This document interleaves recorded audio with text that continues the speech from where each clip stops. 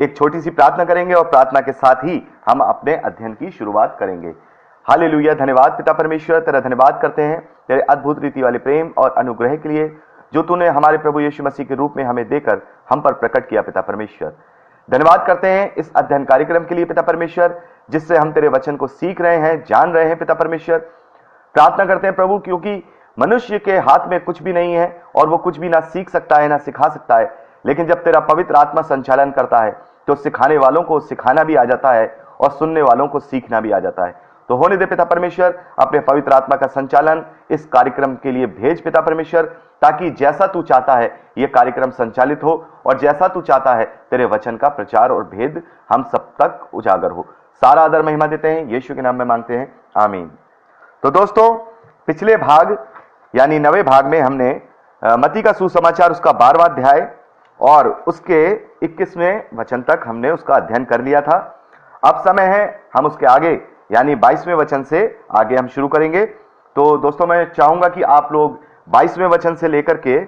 इसको 32वें वचन तक पढ़ लीजिए। आशा है आपने पढ़ लिया होगा। प्रभु आपको आशीष दे। तो दोस्तों, यहां पर हम देखते हैं 22वें वचन में कि वहां कुछ लोग एक अंधे गूंगे को, जिसमें दुष्टात्मा थी, उसके पास लाए और उसने उसे अच्छा किया और वह बोलने लगा और देखने लगा। 23वें वचन में हम देखते हैं कि बहुत सारे लोग जो हैं चकित हो जाते हैं और कहने लगते हैं, क्या ये दाऊद की संतान है। 24वें वचन में लेकिन वहां पर कुछ फरीसी लोग थे। ये सुनकर फरीसी लोग जब उसके आश्चर्य कामों को सुनते हैं तो जो फरीसी लोग हैं, जो यहूदी फरीसी लोग हैं, वो इस बात को उल्टी तरीके से बात करते हैं और कहते हैं ये तो दुष्टात्माओं के सरदार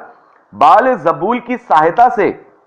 दुष्ट आत्माओं को निकालता है। तो दोस्तों, मैं आपको बताना चाहूंगा, ये बाल जबूल जो है ये शैतान का ही एक दूसरा नाम है जो हिब्रू भाषा में प्रचलित था उस समय। तो जो ये बाल जबूल है इसका मतलब शैतान, इब्लीस से ही है।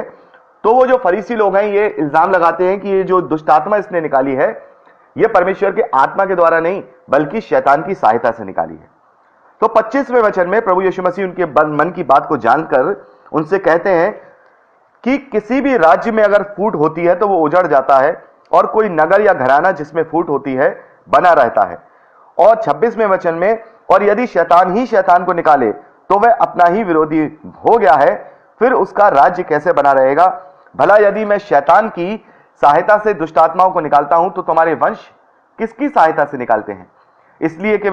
इसलिए वह ही तुम्हारा न्याय करेंगे। तो यहां प्रभु यीशु मसीह उनसे कहते हैं, उनकी बात को, फरीसियों की बात को जान लेते हैं। जैसे कि हमने पिछले भाग में भी अध्ययन किया था, अध्याय 11 का जब हमने अध्ययन किया था, उसके 16वें वचन से लेकर के हमने 24वें वचन तक प्रभु के इनकार करने वालों के विषय में हमने देखा था कि कैसे प्रभु यीशु मसीह ने कहा कि इनकी दशा तो सदोम की दशा से भी अधिक बदतर होगी और खराब होगी, क्योंकि इन्होंने सारे चिन्ह चमत्कार सारी चीजें देखी लेकिन फिर भी अपने मनों को यह कठोर बनाए रहे और इन्होंने मुझ पर विश्वास नहीं किया, प्रभु के भेजे हुए उस स्वर्ग की रोटी पर विश्वास नहीं किया। तो यहां पर एक बार फिर से हम देख रहे हैं कि जो बुद्धिमान है, जो इस धरती के बुद्धिमान है, वो अपनी बुद्धिमता में फंस के फिर से मतलब अपने मन को ऐसा कठोर कर रहे हैं। और ऐसा ही आज हम अपने जीवन में देखते हैं, आसपास देखते हैं कि जो लोग प्रभु का इनकार करते हैं वो अपने मनों को कठोर कर लेते हैं। वो जिसे कहते हैं ना, आंख बंद करके बात करते हैं, वो अपनी आंख को खोलना ही नहीं चाहते, वो वचन को पढ़ना ही नहीं चाहते, वो वचन को सीखना ही नहीं चाहते, क्योंकि उन्होंने अपने मन में अपनी बुद्धिमता के हिसाब से, जो संसार की बुद्धि है उसके हिसाब से अपने मन को कठोर कर लिया है और वो प्रभु की इतनी शिक्षाओं को, अच्छी अच्छी बातों को ग्रहण ना करके उसका इनकार करते हैं। तो यहां प्रभु यीशु मसीह उन लोगों को एक बात समझाते हैं कि भाई, जिस राज्य में फूट होती है वो राज्य कभी भी नहीं बच सकता। अगर शैतान की सहायता से ही अगर दुष्ट आत्माओं को निकाला जाएगा तो फिर शैतान अपने ही राज्य को खत्म कर रहा है। तो अगर दुष्ट आत्माएं निकाली जा रही हैं तो वो शैतान की सहायता से नहीं निकाली जा सकती, वो केवल परमेश्वर की आत्मा की सहायता से ही निकाली जाती हैं। और फिर वो उनसे कहते भी हैं कि आज जो तुम लोग ये इनकार कर रहे हो और जो ये गलत गलत बातें कर रहे हो, मैं तुमसे पूछ रहा हूं, क्या अब तक तुम्हारे बाप दादाओं ने कैसे दुष्ट आत्माओं को निकाला? क्या परमेश्वर से प्रार्थना करके परमेश्वर के द्वारा नहीं निकाला? लेकिन आज तुम अपनी ही बुद्धिमानी में फंसकर मेरा विरोध करके अपने नाश का कारण बन रहे हो। और जो वंश जिस वंश को जो तुम्हारे बाप दादा हैं यानी मूसा है और जो तुम्हारे भविष्यवक्ता हैं, वो ही तुम्हारा न्याय करेंगे। जब तुम न्याय के दिन खड़े होगे तब तुम्हें वो निरुत्तर करेंगे और तुम्हें क्या करेंगे, स्वर्ग के राज्य से बाहर निकाल देंगे और तुम इस राज्य की संतान होने के बावजूद भी राज्य से बाहर खड़े नजर आओगे। तो प्रभु यीशु मसीह यहां 29वें वचन में कहते हैं, या कैसे कोई मनुष्य किसी बलवान के घर में घुसकर उसका माल लूट सकता है, जब तक कि पहले उस बलवान को बांध न ले, तब वह उसका घर लूट लेगा। जो मेरे साथ नहीं वह मेरे विरोध में है, और जो मेरे साथ नहीं बटोरता वह बिखेरता है। तो दोस्तों, इससे पहले 28वां वचन में पढ़ना भूल गया, उसको और पढ़ लेते हैं। पर यदि मैं परमेश्वर के आत्मा की सहायता से दुष्ट आत्माओं को निकालता हूं, तो परमेश्वर का राज्य तुम्हारे पास आ चुका है। तो प्रभु यीशु मसीह उनको समझाते हैं कि दुष्ट आत्माओं को निकालने का कार्य शैतान के द्वारा नहीं हो सकता, यह परमेश्वर के आत्मा के द्वारा ही होता है। और यदि यह परमेश्वर की आत्मा के द्वारा हो रहा है, तो मैं तुमसे कह रहा हूं कि परमेश्वर का राज्य तुम्हारे पास आ पहुंचा है। तो यहां प्रभु यीशु मसीह जो 29वें वचन में कहते हैं, या कैसे कोई मनुष्य किसी बलवंत के घर में घुसकर उसका माल लूट सकता है, कि जब तक उस बलवंत को बांध ना ले तब वे उसका घर लूट लेगा। यानी प्रभु यीशु मसीह कह रहे हैं कि एक दृष्टांत के रूप में कह रहे हैं कि यदि कोई चोर किसी घर में चोरी करने जाना चाहता है, जब तक अगर वहां कोई बलवान मनुष्य है जो उस चोर पर हावी हो सकता है, तो वो क्या करता है, पहले उस जो बलवान मनुष्य होता है उसको बांध देता है, ताकि ये मेरे कार्य करने में कोई बाधा ना उत्पन्न करे, और फिर उस घर को लूट लेता है। ऐसे ही प्रभु यीशु मसीह कह रहे हैं कि जो शैतान होता है, वो शैतान कलीसियाओं के जो अगुवे होते हैं, जो कलीसियाओं का जो संचालन करते हैं, उनके ऊपर अटैक करके जो अपने विश्वास में ज्यादा बलवान होते हैं उन पर ज्यादा अटैक करता है, ताकि जब वो बलवानों को बांध देगा तो फिर वो अपने क्या कर सकेगा, चोरी कर सकेगा, यानी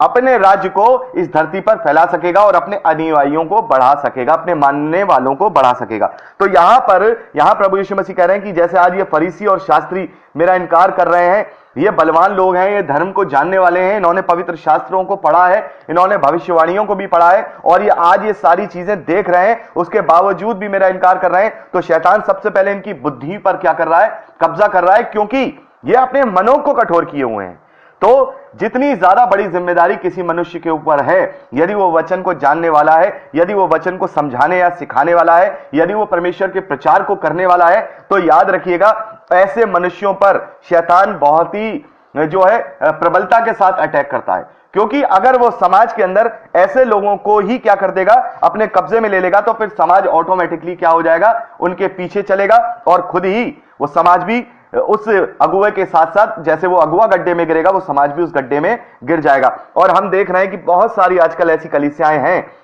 जो लोग उन लोगों के पीछे लगे। ऐसा नहीं है कि जो कल्ट, जो परमेश्वर के विरोध में जो मसीही समाज में जो कल्ट उत्पन्न हुए हैं, जो अलग अलग गलत शिक्षाएं दे रहे हैं, उन लोगों ने बाइबल को पढ़ा नहीं है। उन लोगों ने बाइबल को पढ़ा है, लेकिन उन्होंने परमेश्वर के वचन को महत्व न दे करके अपनी बुद्धि का, यानी सांसारिक बुद्धि का इस्तेमाल किया, और अपनी ही एक थ्योरी रच करके शैतान के बहकावे में या शैतान के प्रभाव में आ गए। जिस प्रकार से प्रभु यीशु मसीह ने दृष्टांत दिया कि जब कोई किसी के घर में चोरी करना चाहता है तो सबसे पहले बलवान को बांधता है, वैसे ही शैतान आज कलीसियाओं में घुसकर जो विश्वासी लोग होते हैं, जिन्हें वचन का ज्ञान होता है और जो सिखाने वाले होते हैं, उनके ऊपर अटैक करता है। और ज्यादातर लोग क्या करते हैं, इस संसार की अभिलाषाओं में फंस करके अपने आप को क्या करते हैं, शैतान के प्रभाव में ला देते हैं, और खुद तो गड्ढे में गिरते ही हैं, साथ के साथ अपने पीछे उन भेड़ों को भी उस गड्ढे में ले जाते हैं, उन्हें गलत शिक्षाएं देकर के परमेश्वर का अनजाने में अनुयायी बना देते हैं। तो जो लोग जो परमेश्वर के वचन को सिखाने वाले लोग हैं, मैं ऐसे सच्चे लोगों से जो हमारे जो अध्ययन कार्यक्रम में भी जुड़े, उन सबसे मैं सिर्फ एक प्रार्थना, एक अपील करना चाहूंगा कि अपने जीवन के अंदर यदि कोई हमें दिक्कत या परेशानी महसूस हो, या शैतान का कोई परीक्षा, या हमें शैतान हमें परीक्षा में डालने के लिए खड़ा हो, और हम बहुत ही अपने आप को असहाय महसूस करें या निर्बल महसूस करें, तो ये याद रखिएगा कि यहां पर प्रभु यीशु मसीह ने जो दृष्टांत दिया है, वो मेरे और आपके जीवन में शैतान लागू कर रहा है, और वो बहुत प्रबलता के साथ प्रभु के लोगों के ऊपर अटैक करता है। ये जीता जागता मेरा जीवन इस बात का सबूत है कि जब भी मैं प्रभु के कार्य को करता हूं, तो शैतान सबसे पहले मेरे पास 10 रोड़ों को अटकाता है, लेकिन मैं प्रार्थना के साथ, पवित्र आत्मा की सहायता के साथ उस कार्य को धीरज के साथ करता हूं। और अगर मैंने उस चीज में कुड़कुड़ाना शुरू कर दिया तो इसका मतलब यह है कि मैं शैतान के प्रभाव में आ गया हूं। तो यहां प्रभु यीशु मसीह यही बात कह रहे हैं कि तुम शास्त्रियों और फरीसियों, तुम्हारे ऊपर शैतान ने जो है अटैक किया है और तुम अपने मनों को कठोर बना करके क्या कर रहे हो, अपने ही नाश का कारण बन रहे हो, क्योंकि तुम वो बलवंत हो। यदि तुम ही मुझे समझ जाओगे, देखिए सीधी बात है, यदि शास्त्री और फरीसी लोग प्रभु यीशु मसीह का इकरार कर लेते, अंगीकार कर लेते, तो फिर जो नॉर्मल लोग हैं, जो ज्यादा जानकारी नहीं रखते हैं, वो नॉर्मल लोग ऑटोमेटिकली क्या करते, उसका ऑटोमेटिकली उससे फॉलो करने लगते। लेकिन यहां पर क्या हो रहा है, बलवानों को शैतान ने बांध दिया है, जो अपने आप को धर्मी समझ रहे हैं। ऐसे ही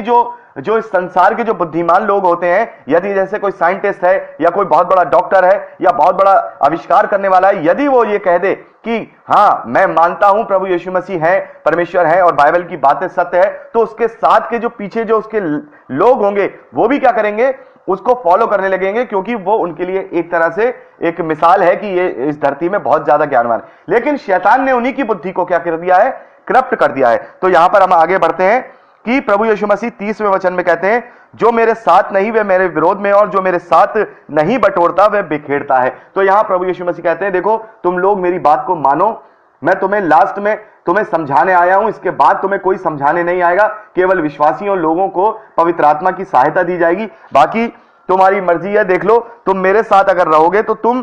क्या करोगे, वो बटोरोगे, वो चीजें बटोरोगे जो स्वर्ग के राज में धन के रूप में होगी। लेकिन अगर तुम मेरे विरोध में रहोगे तो अपने जीवन की सारी आशीषों को बिखेर लोगे, और जो अनंत जीवन की जो आशीष है उसको भी तुम क्या कर दोगे, बिखेर दोगे। और यहां सबसे ज्यादा इंपॉर्टेंट जो बात है 31वें और 32वें वचन में, यहां पर प्रभु यीशु मसीह उनको एक बात और चिता रहे हैं कि तुम बार बार क्या कर रहे हो, बार बार मेरा इनकार कर रहे हो, बार बार जो परमेश्वर का आत्मा है उसके द्वारा जो कार्य हो रहे हैं उनको तुम क्या कर रहे हो, नकार रहे हो, और अपनी बुद्धिमत्ता में फंसकर अपने नाश का कारण बन रहे हो। यहां 31वें वचन में प्रभु कह रहे हैं, इसलिए मैं तुमसे कहता हूं कि मनुष्य के सब प्रकार के पाप और निंदा क्षमा की जाएगी, परंतु पवित्र आत्मा की निंदा क्षमा नहीं की जाएगी। जो कोई मनुष्य के पुत्र के विरोध में कोई बात कहेगा उसका अपराध क्षमा किया जाएगा, परंतु जो कोई पवित्र आत्मा के विरोध में कुछ कहेगा उसका अपराध ना तो इस लोक में और ना ही परलोक में क्षमा किया जाएगा। तो प्रभु यीशु मसीह कह रहे हैं, देखो तुम आज मेरी बेइज्जती कर रहे हो, आज तुम मेरी बात को नहीं मान रहे हो, कोई बात नहीं, मैं तुम्हें देहधारी होकर के समझा रहा हूं, तुम्हें मैं बता रहा हूं, लेकिन जो कोई भी परमेश्वर के पवित्र आत्मा के विरोध में बोलेगा, जैसे अब तुम बोल रहे हो, तुमने बोला काम किया पवित्र आत्मा ने, दुष्ट आत्मा ने के लिए पवित्र आत्मा यानी प्रभु यीशु मसीह के द्वारा, परमेश्वर के द्वारा, और तुमने उसे शैतान का नाम दे दिया। जो कोई भी सच्चे सेवकों को जब वो परमेश्वर के लिए कार्य करते हैं, परमेश्वर के लिए आश्चर्य कर्मों को दिखाते हैं, जब लोग उन पर दोष लगाते हैं तो याद रखिए हम तब पवित्र आत्मा पर दोष लगाते हैं। और प्रभु यीशु मसीह साफ तौर पे कह रहे हैं, जो पवित्र आत्मा के कार्यों के विरोध में बात करेगा उसकी निंदा को क्षमा नहीं किया जाएगा। मनुष्य का पुत्र आज कार्य कर रहा है इस धरती पर, मनुष्य के रूप में रहकर के तुम्हारे बीच में कार्य कर रहा है, आश्चर्य कर्म कर रहा है। तो हो सकता है कि तुम मेरा विरोध कर लो, तुम मेरी निंदा कर लो, क्योंकि मैं तो अपना यहां पर आया ही इसलिए हूं कि मैं तुम्हारे लिए बलिदान हो जाऊं और तुम्हारे लिए मैं बेइज्जती को उठाऊं। तो तुम अगर मेरे विरोध में बोल रहे हो तो कोई बात नहीं, लेकिन जब मेरा जब पुनरुत्थान हो जाएगा और मैं पवित्र आत्मा को इस धरती पर भेजूंगा, तब जब कोई पवित्र आत्मा के विरोध में कोई भी बात करेगा या उसकी निंदा करेगा, तो प्रभु यीशु मसीह यहां पर साफ तौर पे कह रहे हैं कि हर एक पाप तो हमारा क्षमा हो जाएगा,